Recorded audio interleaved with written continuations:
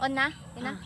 Hi mga kanti, for today's video, marami na namang huli ngayon mga kanti. Kaya papakita ko sa inyo ang mga iba't ibang klase ng mga isda. Hindi lang tanigi, marami pang iba. Tara. Yan na si Mother. Una na nga yan, itong malaking isda na to mga kanti. Yan.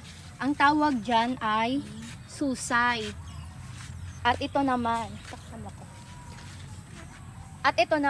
yung salmon. Ayan yung salmon mga kanti, yung itsura niya. Ang klase ng salmon ito, native ba na ito? Basta salmon. Ayan no. Salmon ang tawag dito. Tapos dito naman tayo sa kabilang banda. Diyan mo ako. Ito yung mga tanigi. Bale, may mga malaki pa nga dito na mga kanti tanigi. Hindi ko na lang din ma-video kan. Ayan. At nasa loob din yung mga iba't ibang mga talakitok, ganyan. Yan, madami pa nga to.